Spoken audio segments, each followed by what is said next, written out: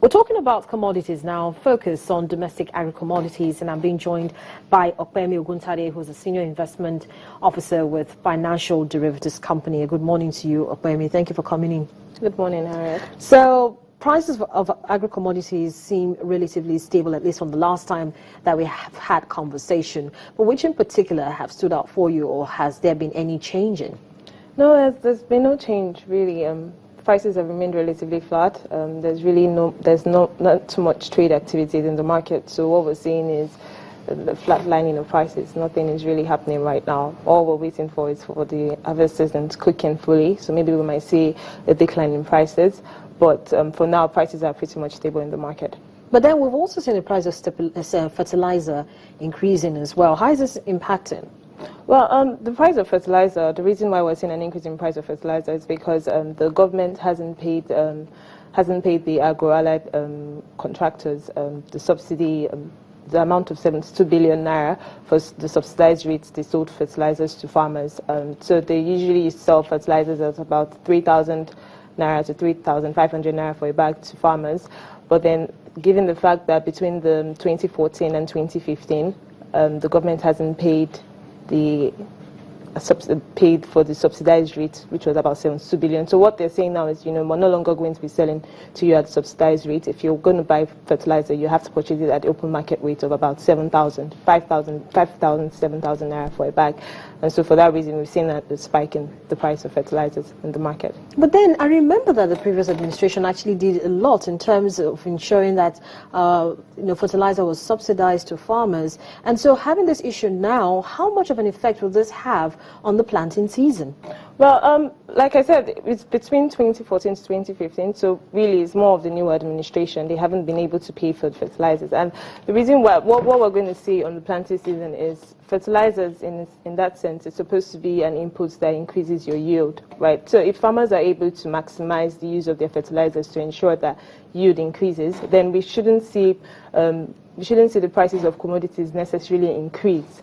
But then if they are unable to maximize the use of these fertilizers, and obviously because they're incurring more costs in terms of inputs, then obviously they'll have to translate these prices into the price of most of the commodities they trade. But on the bright side, Sokoto, for instance, the government has come out and say, you know what, we're going to subsidize fertilizer for you at 70% because they want to, a number of crops are produced in Sokoto. You have rice, you have maize, you have guinea corn, and so they intend to still create subsidy or provide for subsidy for these farmers in Sokoto State.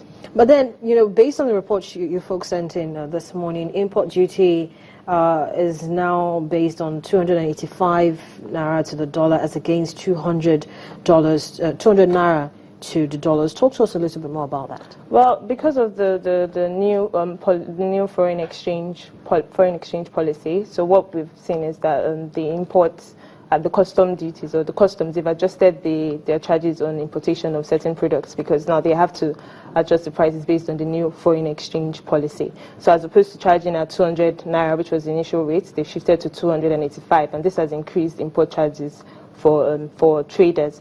And so what we would expect is that if these traders are unable to adopt a cost strategy to reduce costs, this would definitely translate into higher prices for imported commodities such as rice. So going forward, if the cost strategy isn't put in place to adjust or reduce costs, then we'll see prices of certain imported commodities increasing in the market. Yeah, it's good that you mentioned it because we know that in spite of the fact that we're still trying to do homegrown, food stuff and the rest of it, we still have a considerable amount of raw materials being imported. How do you think that farmers have been able to cope with this forex volatility as well as the weather conditions? Well, farmers, for what we've seen in the market, if you look at what happened between the month of April to June, we had the delayed rain for one, and that affected planting season.